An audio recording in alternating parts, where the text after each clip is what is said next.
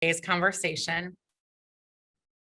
My name is Sarah Muncie. I'm co-founder of Neighborhood Villages, and I'm very excited about our amazing panel. We stand in a moment right now of great possibility. The pandemic brought the childcare crisis into very sharp focus for the whole nation. So policymakers and thinkers at every level of government and business are really focused on how we can build a true childcare system. And we don't need to start from scratch. We can learn from the cities and counties doing the most innovative work to create an affordable, accessible, high quality early education system. And that's what we're here to do today, to learn from them. The innovations you'll hear about show what infrastructure can look like in a transformed delivery system that centers families, provides programs and educators with central public support. So I'll start by introducing our amazing panel. First, Elliot Haspel is a nationally recognized early childhood policy expert and author of the book, Crawling Behind: America's Childcare Crisis and How to Fix It. Elliot's work has been featured in the New York Times, The Atlantic, The Washington Post, among other mediums. He is the Program Officer for Education Policy and Research at the Robbins Foundation. Next, Elsa Holguin is the president and CEO of the Denver Preschool Program, an organization that makes quality early education possible for all Denver families with preschool children through dedicated sales tax approved by the voters in 2006 and renewed and expanded in 2014. The Detroit Preschool Program has provided nearly $138 million in tuition support to help more than 60,000 Denver children attend the preschool of their family's choice, establishing each child's foundation for lifelong learning and success. She has a long and celebrated career connecting systems to better serve children and families. Her pride and joy are her husband, 2 daughters, 3 stepsons, and 4 grandchildren. Finally, we have Sarah Mead, the Assistant Superintendent of Early Learning with the Office of the State Superintendent of Education for the District of Columbia. In this role, she leads the district's efforts to ensure that all young children and their families have access to high-quality early learning programs that support family needs and children's learning and development, and that early learning programs and early educators are supported by funding, policies, and systems that equip them to thrive. Before joining OSSE, Sarah was a partner with Bellwether Education Partners, and she previously directed the New America Foundation's Early Education Initiative and worked for Education Sector, the Progressive Policy Institute, and the U.S. Department of Education. So thank you everyone for being here. And I'm sorry, my motion sensor lights just went out, so I look very dramatic in this dark room, but we'll fix that. Right now, legislation in Congress and in state houses is stalling, but we're seeing great innovation happening from the ground up in districts and cities as they architect their own infrastructure around their early education system and sector to meet the needs of their population. So, Elliot, I'm going to start with you. Can you set the stage for us regarding the impetus for what seems to be a growing movement of local and municipal innovation in the early education and care sector? Absolutely. And then thank you so much for having me on. It's great to be here. So I think there are 2 trends that we're seeing, and one really predates the current sort of childcare crisis. And that was over the past couple of decades, particularly starting in the 90s and 2000s, we reached this point where there was an enormous need for childcare. We hit that point of 2/3 of children having all of their parents in the workforce by the late 90s. And so at that point, we didn't have any particular infrastructure around early care and education at the local and regional level. Childcare for so long has been treated very much as a punitive welfare state. It's something that wasn't, the structure was very bureaucratic. It was very top down.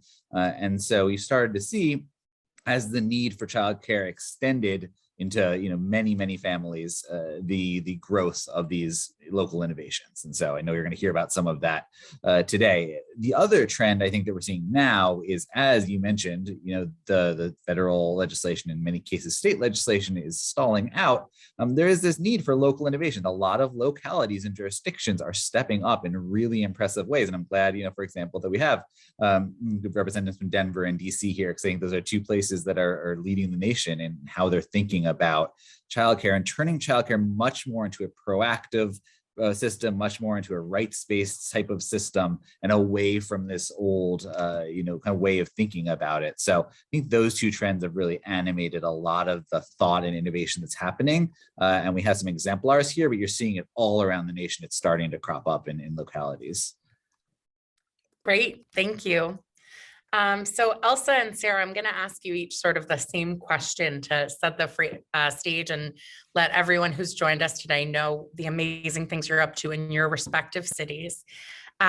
So at your respective organizations, you sit at the nexus of where public preschool meets the birth to 3 sector. So if you could tell us a little bit about your mandate from your work and current positioning. First of all, what does your organization do? And where do you see opportunities for more aligned infrastructure for birth to 3 with pre-K? So we'll start with you, Elsa. What innovations, can you tell us a little about DPP and what innovations are working really well for families and providers? Yes, thank you, Sarah. Yes, the Denver Preschool Program is a organization that is funded through local sales taxes. And so we went to the voters first in 2004 and then 2006, and were reauthorized a little bit early in 2014. And so we go to the voters every 10 years and we get a portion of the Denver sales tax. This sales tax results in about $23 million of tax this year for children in Denver to attend preschool. And our work has been primarily focused on serving 4-year-olds. And our mandate is to deliver children ready for kindergarten. And our work has been focused on both, and I think this is one of our successes, as being a national model and being in the field for almost for over 14 years, is that we have been focused on quality preschool. And quality preschool means that we dedicate an enormous amount of time in making sure that we're a universal program, in making sure that we're reaching the families in the whole spectrum of incomes and communities. And so we work just as hard in finding the families and helping them navigate the system as we do in working with the supply. In the field of early childhood, we have a very imperfect system in that our supply is not ready and requires substantial support and investments in order for them to be able to provide quality. So we are at a point now where we serve about 4,500 children in Denver, which is about 60% of all the 4-year-olds. And we work with 262 high quality providers.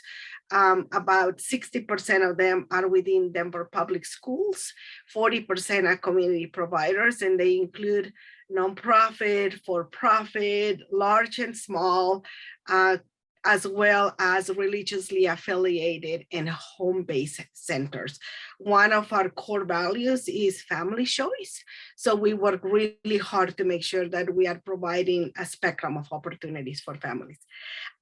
The final thing that I'll say, which is the other question that you ask, is that I think during the pandemic, we always knew that the 0 to 3 and the preschool connection was critical, but I think it became very much a survival stage where we went to realize that we all live in this early childhood community, and that we depend on the whole system to function. And it's a very concrete example. I will tell you that one of the things that we did during the pandemic is to provide support to our providers to pay for things like rent. And we couldn't tell a provider that we were only interested in paying for rent for the preschool classrooms, and we didn't care about the other classrooms. And so we understood that at our core, we live in an early childhood ecosystem that is highly dependent on the whole system working together, and that we have to work with each other to be able to pay for rent, and that we needed to pay for rent for the whole building, not just be worried about preschool. So in a very concrete example, I will say we all learned a ton of lessons about how interconnected our system is. Sarah. That's so interesting. And it's so interesting to hear how it's sort of hard to pull only one part out and stabilize it. Thank you. Sarah, could you tell us a little bit about the system in DC and how your department sort of interacts with providers and families to support them? Thanks so much, Sarah. As you may be aware, the district is in somewhat of a unique situation in that we are both a city and a state. We are a state, although we are unfortunately not treated as such in Congress, which I hope will change someday. My agency, the Office of the State Superintendent of Education, is both the state education agency for the District of Columbia and the Child Care and Development Fund lead agency for the district. So we have both those education system responsibilities of a state and also responsibilities for the child care system tied together in one agency. My division, the Division of Early Learning, is responsible for overseeing and building the early learning system for the district. So some of the things that we're responsible for are childcare licensing, managing the district's childcare subsidy program to help low-income families with the cost of childcare, strategies to improve quality across the early learning system, including supporting the early childhood workforce, our publicly funded pre-K program, and our programs that provide early intervention services for infants and toddlers with developmental delays and disabilities. One of the things that we're particularly proud of in the district is our universal pre-K program, which has been built now over 15 years and really dates back to the 60s when we first started having publicly funded pre-K in the district. So we stand on the shoulders of people who've gone before us. But we have a universal pre-K program that serves a higher percentage of 3-year-olds and 4-year-olds than any other jurisdiction in the country, through a mixed delivery system that includes the District of Columbia Public Schools, our public charter school system, and community-based organizations. That system really leverages the existing infrastructure of choice and diverse delivery that exists in the district. I think it's not a coincidence that both the district and Denver are places that place a high priority on family choice and empowerment, and that shows up in both our K-12 education systems and the strategies we use to support early learning in that birth to 5 space. One of the things that helps make that system work is that we do have a common quality measure across pre-K, across all those 3 sectors, which is something that OSSI administers. And we're now in the process of working to take the system that we have built over time for pre-K children to be equally strong for infants and toddlers. We are very fortunate in the district. We have a lot of wonderful programming for infants and toddlers to build on, which I'm happy to talk about later in the conversation, but we know we have further to go in making sure families have the same access, range of choices, and affordability for their infants and toddlers that we have accomplished in pre-K. Great, thank you. So both cities that we're highlighting here and much of Elliot's work has sort of highlighted what building infrastructure and connectivity and systems around the existing childcare landscape can look like. This is not a ground up new endeavor. These are existing programs in a mixed delivery system. And so one of the things that we're thinking about and is educators. How do we build a more comprehensive and supportive system for educators, especially when we're in the midst of a wage crisis that results in a workforce crisis, and we're really just hemorrhaging educators? How do we build something that really supports them. So we're going to dig in a little to how educators are experiencing these more localized approaches to systems building. And Elliot, I'll start with you. You've written about how the current childcare system fails everyone it involves, and that centralized infrastructure like a district has the potential to mitigate some of the challenges. We totally agree with you at Neighborhood Villages, and we have been piloting, for lack of a better word, a school district, building infrastructure around existing schools here in Boston at our nonprofit. So we really hit on that same lack of infrastructure for the schools we work with. Can you talk specifically about what benefits a more localized system of support might deliver to educators? Yeah, absolutely. So I think connectivity is the main overarching theme there. So we know we have an incredibly fragmented early care and education system, and that often leaves educators isolated. And so one of the things that we see in places that have more infrastructure is the ability for things like joint professional development, the ability to bring administrators together to talk about shared challenges that they're facing, and the ability for educators to feel like they're part of a broader community and they're able to get that kind of support, that they're not out there on an island. They have peer communities.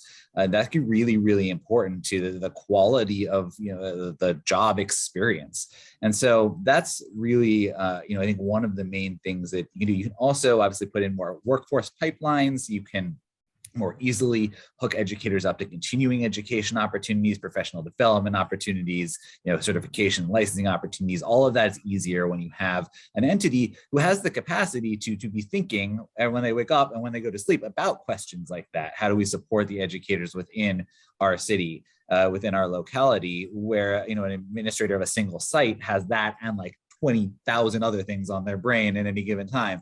I will say the one thing that sort of local infrastructure cannot do for educators for the most part is significantly raise their wages, right? Like that takes public money.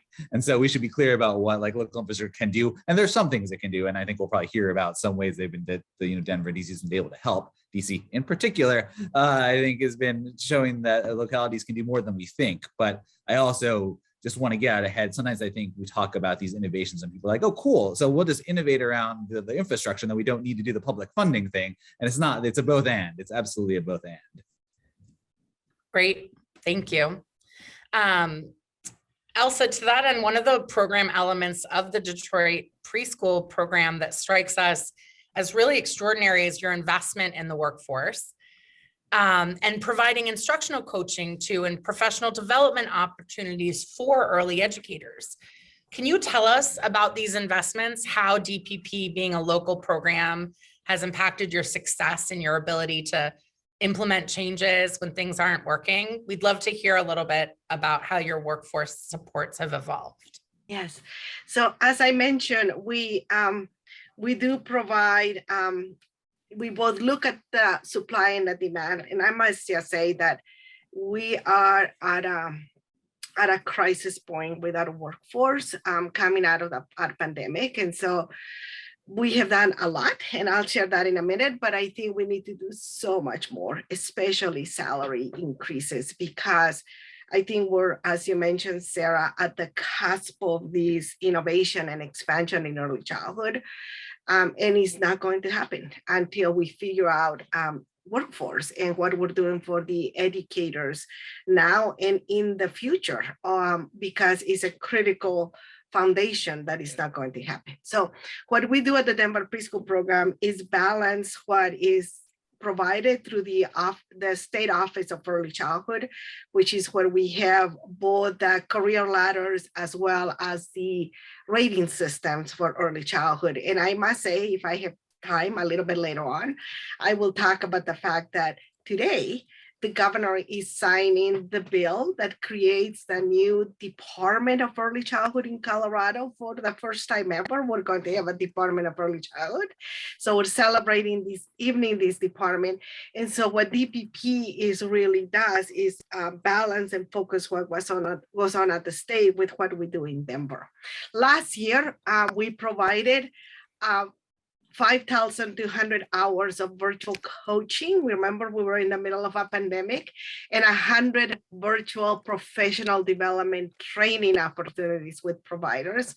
In addition to that, we provided $785,000 in strengthening grants, which really help the providers to ensure that the workplace was still functional and able to be there for during the pandemic. And then we did $380,000 in quality improvement grants, which included staff bonuses and increases in wages, rent, as I mentioned before, as well as general operating and what we call non-permanent building items that were related to the COVID pandemic. It just shows you what an unusual year it has been, but it also shows you the depth of the investments. In addition to that, we provided $294,000 in teacher director achievement awards and about $62,000 in program achievement awards that included training, coaching, and other resources to be part of the Colorado system for early childhood. One of the things that we are in the middle of doing right now is really figuring out we have always been an incentives approach. You always created incentive for all our teachers. We don't mandate, but create incentives to say, when you get to this level, here's another incentive and another incentive. And then we provide the training so that they're able to do it. Right now, we're trying to figure out what are the, because we haven't been able to figure out how do we increase the salaries, but we hope to do with Universal Preschool coming to Colorado soon. At the state level, we are doing incentives for retention of staff. And we have done a couple of rounds of retention bonuses for all staff. Remember what I said about the early childhood ecosystem? And so we're partnering with other agencies and other departments, and we're doing incentives for and retention bonuses for all the teachers at all levels, all the administrators at all levels, as well as all the cooking staff, all the cleaning staff, the whole organization, to say what incentives do we have to provide, because you're all essential in order for this center to stay open. We have done a couple of rounds. We hope to do additional rounds, and we hope to learn what level of incentives, what level of retention grants and are needed in order to help at least start with the retention of the current workforce. But as I mentioned when I started, we got a lot of work to do. So this is one of the many tools that we have to put in place, and we are starting to figure it out in Denver. Great, thank you. That's fantastic. And that is a perfect way to shift to you, Sarah, where the DC early education system has recently gotten a ton of national attention for its new workforce compensation initiative. Can you talk about how DC has been able to provide this increase and what the impact has been? Yes. So first I want to start with some history and context, though, because really anytime there's a major accomplishment at either a local or a state or a federal level in early learning, it feels like it happens overnight, but it's really always the result of years and frequently generations of advocacy and hard work that folks have been doing on the ground and in implementation. And that's true in our case, certainly. Our mixed delivery pre-K system already provides comparable pay for early childhood educators, regardless of the setting that they work in, whether it's DC public schools, our charter schools, or our community-based organizations. That's one of the things we fund through our mixed delivery pre-K program. And when that universal pre-K legislation was passed about 15 years ago, the district realized that there would need to be investments in helping our workforce increase their credentials that have benefited both our pipeline of pre-K educators and post-secondary education opportunities for our broader early learning sector, teachers, directors, and so forth. However, there then became a large gap between compensation for educators working with infants and toddlers or in other roles that weren't part of our publicly funded pre-K program and the rest of the system. And so over the past few years, there have been a number of efforts to address compensation through stipends, through bonuses. And then last year, the DC Council passed legislation that created a new pool of funding to support compensation for the early childhood workforce. And I want to again highlight, when progress happens in the district, it really does happen because there is alignment between the mayor, the council, agencies like ours, OSSI, that are actually administering programs and designing them and seeing how things work on the ground, and then our advocacy community. Nothing happens well when those four bodies aren't all really working together. So there was this broad commitment and recognition, in part because of what a crucial role childcare workers played in enabling families to survive through the public health emergency, that there was this need to address workforce compensation, but there wasn't clear alignment on how to do it. So one of the things that our council did that was just incredibly smart was to create a task force that really brought together us as the executive branch, and also representatives from different stakeholders within our early learning community, as well as finance and economic experts, to really think through how can we help boost compensation for the workforce in a way that's feasible, that's sustainable given the resources available, that actually works for our early learning programs. So we are very early on in this. We are just gearing up to begin distributing one-time payments to childcare workers who are eligible this year. We know that's not a sustainable long-term solution. Over time, what we really want to do is build the capacity of our programs to pay their staff ongoing wages, but we need to build out some systems and capacity in order to do that. So this year we'll do this one-time payment. We're very excited to be able to get those funds out to people, while we're also working to put in place the systems infrastructure, technical assistance, all the things that we need to begin in future years directing that funding to childcare providers so that they can increase compensation for their staff. Great.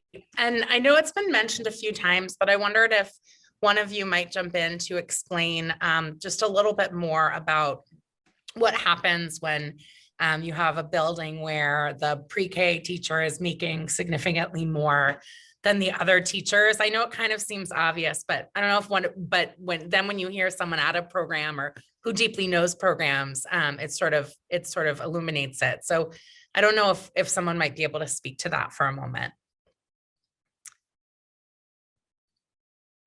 Well, I can briefly mention, because I was telling you that we are partnering across agencies and departments to figure out how do we support the whole infrastructure. I think it is important to note that our system is very fragile. And when we have centers that are functioning with a 1% margin of profitability, they don't have the ability to balance what is going on in their centers when the funding is coming in an equal basis. And so I think this is very important as we're thinking about this in Denver and in Colorado. We have funding for preschool in Denver, and we have worked hard to do some of the balancing in some of the approaches and being very aware that the impact is going to be there. But as universal preschool is going to happen statewide, we're also looking at the fact that our centers, as we all know, lose money with their early classrooms on 0 to 3. Because of the ratios that are required to provide the support and the space that is needed to provide that support for younger children. So they balance these classrooms and they balance their budgets by bringing preschool programs, which is where some of the profit, if you can call it that, happens. So they create this inequality when we're bringing in funding and initiatives that are only focusing on preschool. Because of that, my long dream, my big dream in Denver is going to be that we're able to go to 0 to 5. And I think what we have been forced to do, Sarah, locally and nationally, and Elliot may have more of this perspective, is that it's not like we don't know this. It's not like we don't know that it's going to create some imbalance when we're always funding preschool. but a lot of what the tough choices that we have to all make. It's a little bit of what Sarah maybe is also saying, is that we have to fund some of these programs based on what we think are the revenues that we could potentially raise based on local funding streams, whether it be taxes at different levels. And so we all do calculations that are backwards. We do based on what taxes can we collect, rather than what is really needed for families and what is really needed to support the communities.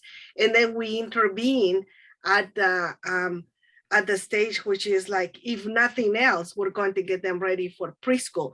But ideally, we all know that families need help in the whole spectrum. And so we make these choices because of the funding. We don't make these choices because we don't know.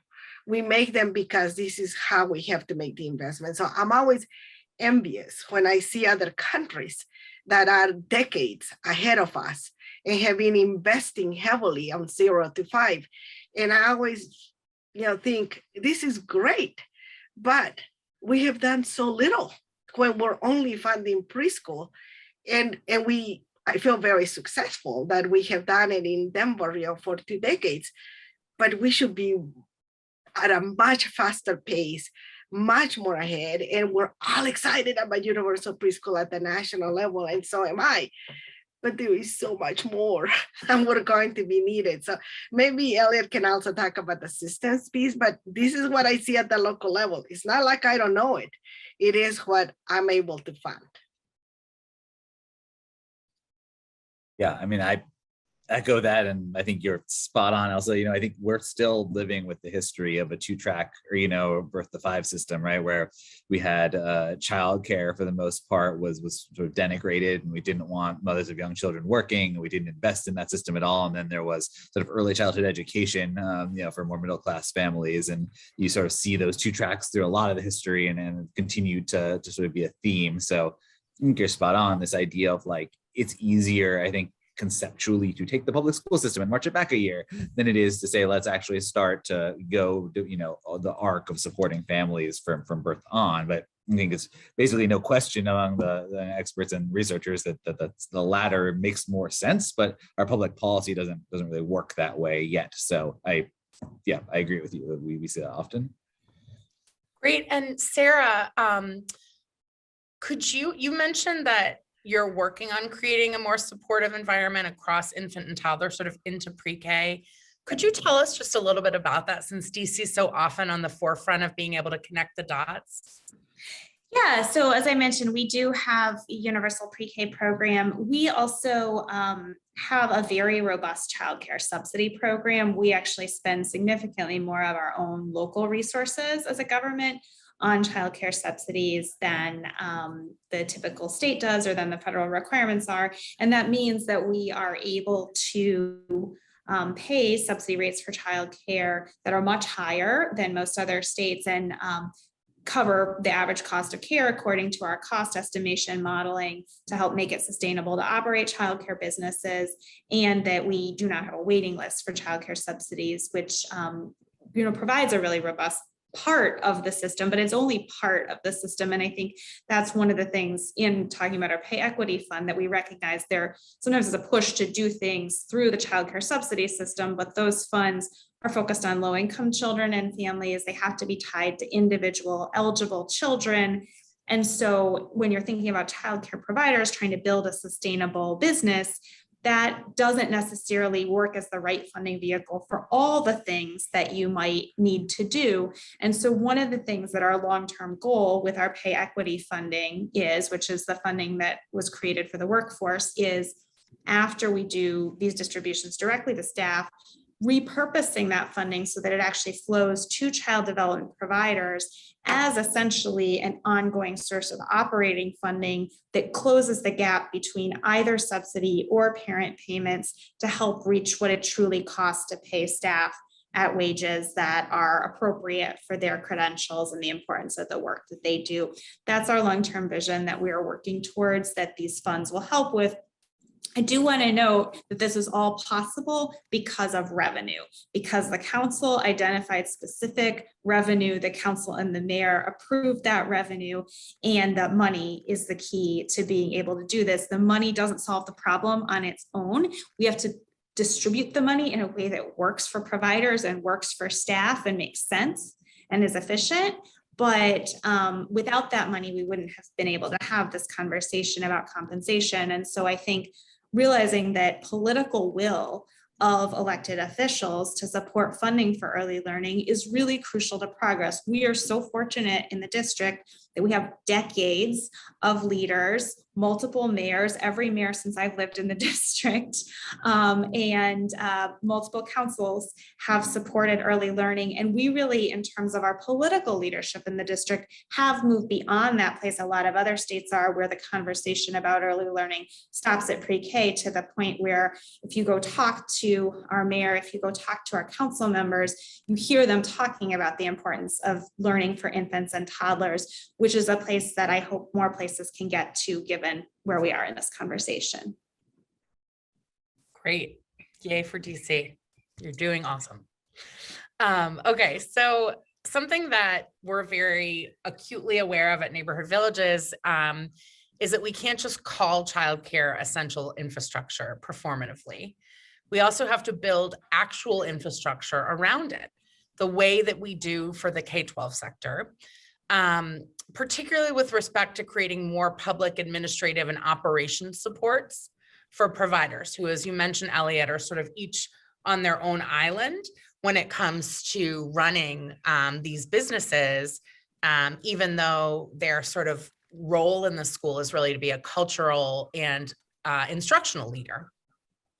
So during the pandemic, we experienced viscerally how the absence of this local administrative infrastructure, like a school district, undercuts the provider's ability to operate or even to stay open. So many closed because it was just too hard. Elliot, could you talk a little bit about the potential benefits to providers? And we say providers, we mean, just for the whole audience, we really mean the child care center, the early learning center, the family child care home, the person sort of operating the program.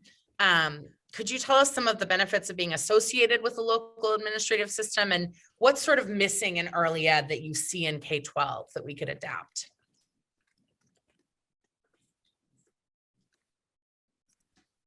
Oh, that was for you, Elliot, unless you're frozen. I think he is. Okay, I'm.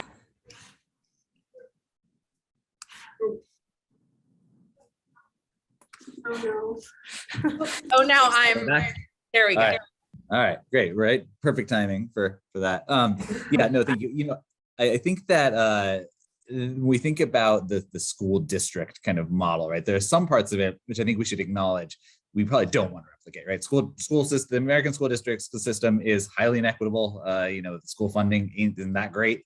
There are all sorts of sort of issues you can kind of draw on it, but for both parents and providers, there are certain things that really work well, right? It's universal, like everyone knows where to go to get your kid to school. There's a slot available whenever you want it. It's free, right? There are the really sort of fundamental philosophical pieces that stem from K-12 education being a right, which we don't have. And so when I think about that question about the providers, having access to that, for one, it actually makes life a lot easier for them in a lot of ways. While what I think one of the things that Denver and DC and a lot of the other localities doing this have done really well is that they maintain their autonomy. So I don't think anyone's really talking about like now you are, you know, going to be sort of under the thumb of some central office that's telling you have to do X, Y, and Z. Almost all of this is optional. It's supportive.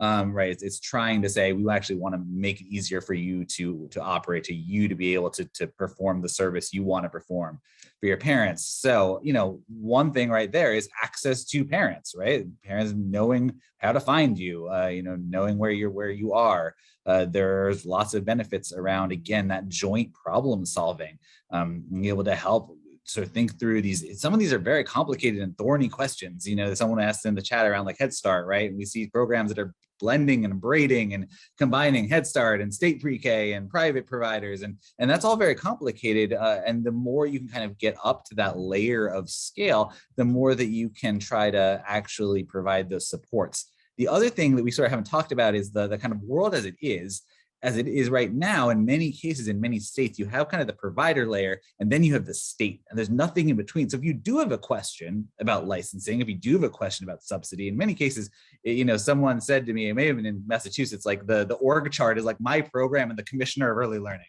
It's not really helpful if you need to get a question answered, if you have a problem you're trying to solve. So it's actually by putting that layer kind of in between, you give providers the access to the resources that they need in many cases to be able to do what they need to do. So in the best case scenario, that's what we can do is actually put that in place and support all the providers and lots of different kinds of providers as well. There's another question about family childcare, and I think that's a really good point that can be wrapped up into many of these supports as well. Great. Elsa and then Sarah, I would love if you could just list some of the sort of central administrative functions you have or operation supports, just kind of give us kind of the menu of how you support providers in your area. And maybe we could start with you, Elsa. Yeah, sure. And Sarah, I'm going to also tell you about both what we have done and what we're getting ready to do, which is really exciting. Elliot, I would love to talk to you more about this because I think we're going to be learning incredibly as we implement universal preschool. So in Colorado, 2 years ago, we passed a tax that is taxing cigarettes and liquid nicotine, which creates a funding pool of almost $800 million that is going to be for universal preschool in Colorado. And so as we create this new department, we're working really hard and we're all participating with this community process to give input as to if you had the opportunity, and we not often do, seldom do, to say, if you had the opportunity to start a new department, what would you do with this new department? If you wanted to be the department of the future that is really innovating and looking at, what is this going to look like? And so for the portion about universal preschool, there are other functions within that department, of course. We are going to be using a very different system, which is using what we call local coordinating organizations. So we're going to be using intermediaries like the Denver Preschool program that will bring the state money, combine it with our city money, and be able to do the braiding, the universal application, and all those things to make it easier for providers to be able to do this work. So I think what we have done is confusing and difficult for a lot of our providers. I think what we can do is get much better at doing the braiding for the providers, at looking at universal applications, figuring out how do we do these systems better, and then really create the accessibility that what Ellen was saying, to have an intermediary that is working at the local level and understands the local communities to be able to do this work. One of the things that we know very well is that we have to work hard to keep providers to be quality providers. And our rating system goes on a 1 to 5. So we pick up providers at the level 1 or 2 when they first get started, and then we grow them over time. We give them timelines, we create the plan, we do the resources. We grow them to a level 3 or 4 or 5, and then we work really hard to keep them at the level 3, 4, and 5. So at any given time, about 20% of our pool is in this 1-2 step with timelines and everything else that is being grown to go to that level. Those are the functions that you can do with local organizations and local support that doesn't happen at the state level in most cases, because at the state level, they are doing contracts with existing organizations that are already high quality level. But who's doing that in between work to be able to say, how do we get to that level? So I'm really excited in Colorado that we're going to be doing this new approach in which we're going to have these local partnerships to be able to provide the support.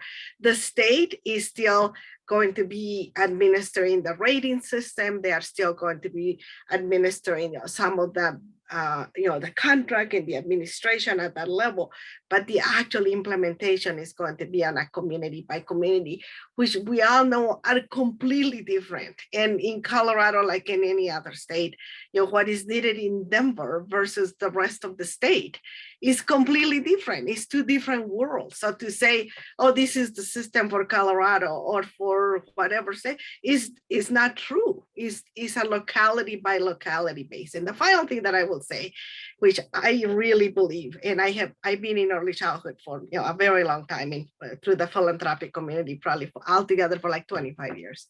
And what I have learned really hard is that, I used to believe that if the K-12 system would just notice us and would just let us come in, we will be safe and we'll be part of the early childhood community, will be part of the K-12 system, and spend a lot of time like saying, please let us be part. We're also part of education and getting children ready. And what I have learned is that we're actually really good at what we do in early childhood.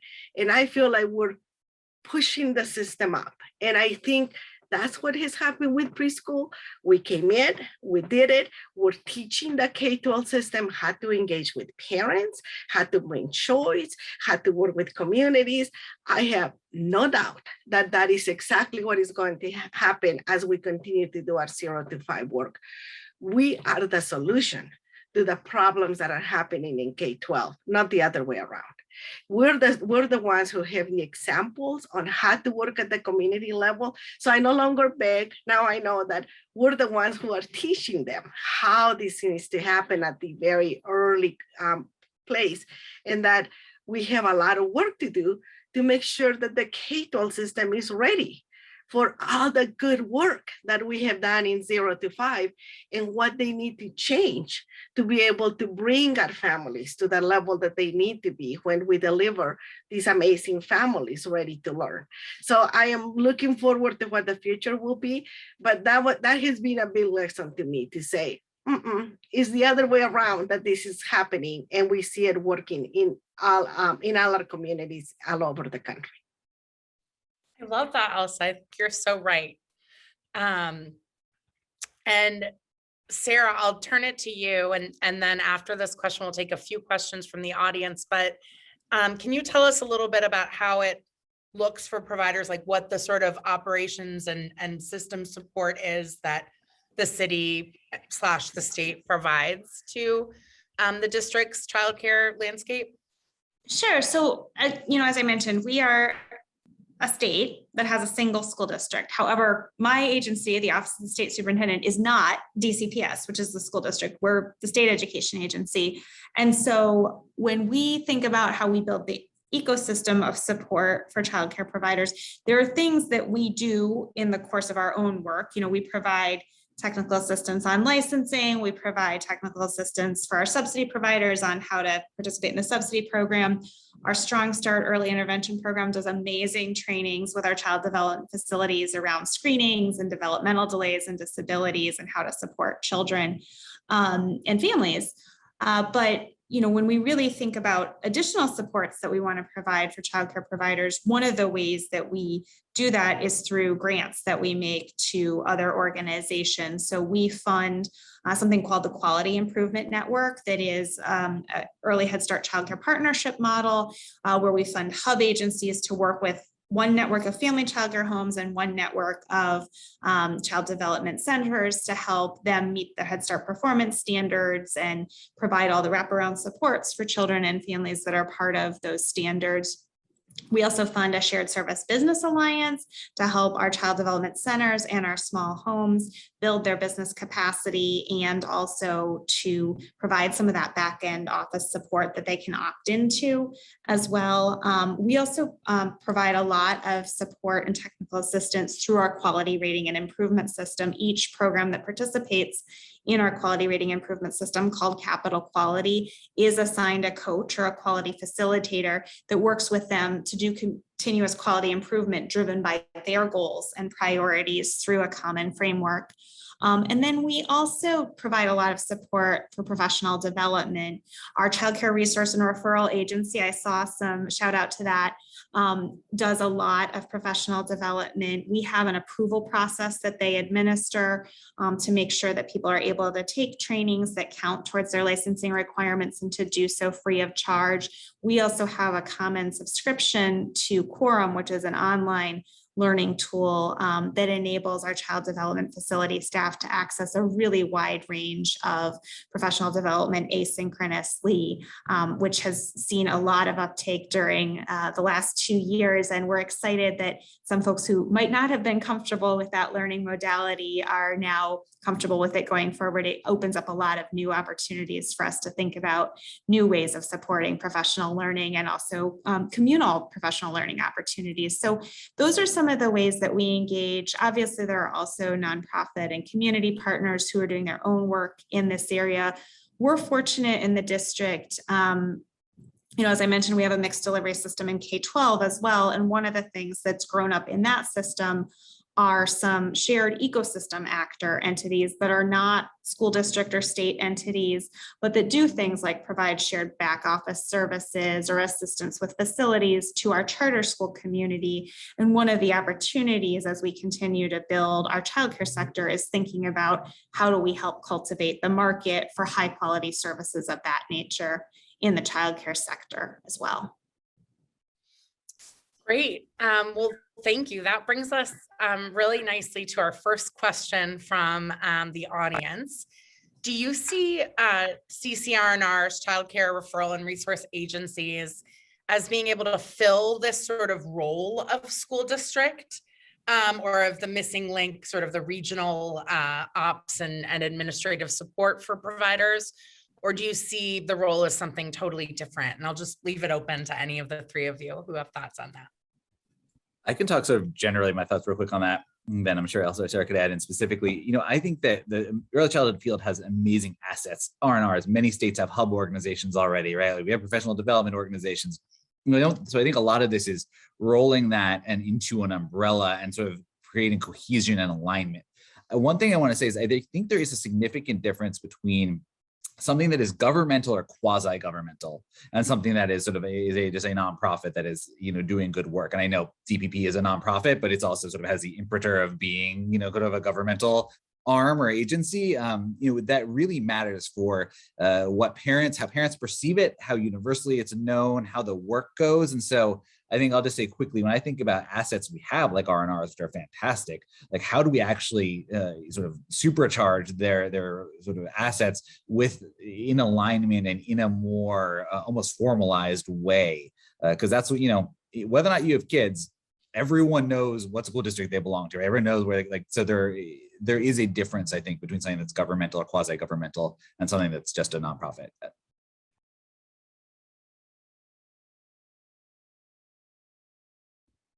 Yeah, I think I would just add that, because of what Elliot just said about the system, it is very important that we understand and embrace what the R&Rs do, which is the navigation. The navigation, because of the choice that we provide to families, is much more complicated. And so we embrace it at DPP. This is part of what we have to be. It's one of our pillars, and it's going to be one of the pillars of the new department that we have to provide the navigation in order for families to be able to do the work.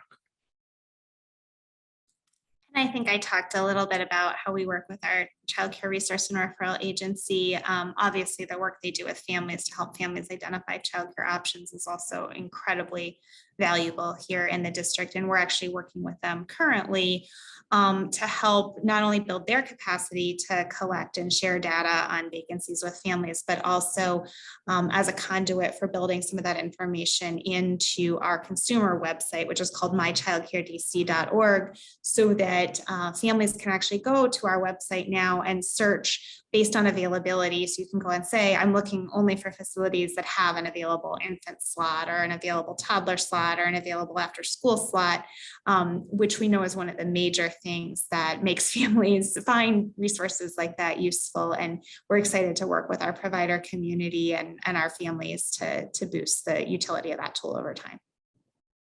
Great, that's amazing. So another question is one that I'm so excited that someone asked, but can we hear a little bit about how your systems work to support family childcare and how family childcare plays into the landscape, especially here, or I shouldn't say especially, but I know that here in Massachusetts, our FCCs that are not tuition subsidized are closing at just an alarming rate. And so we're just really interested in how systems can build up and around FCCs.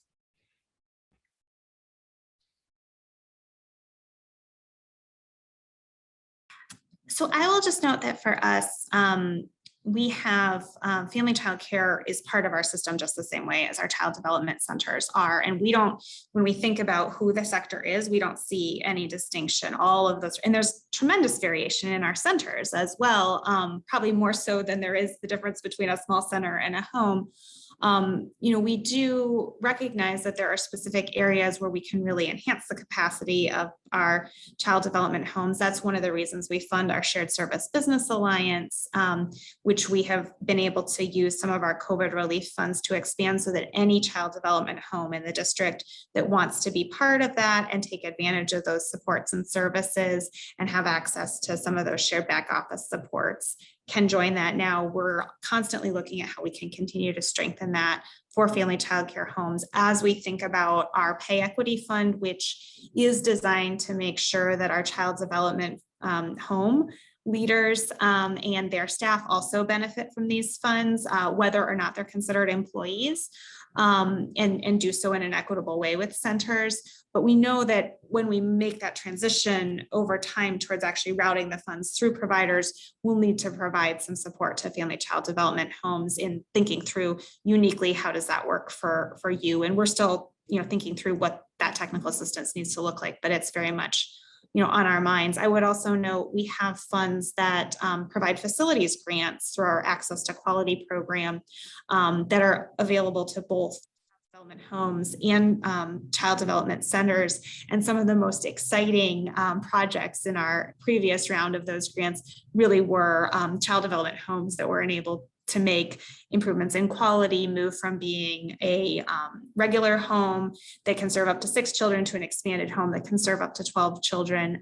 Really excited about that opportunity. We're having another round of those grants and are excited to see what homes apply for that as well. And obviously doing outreach and supporting.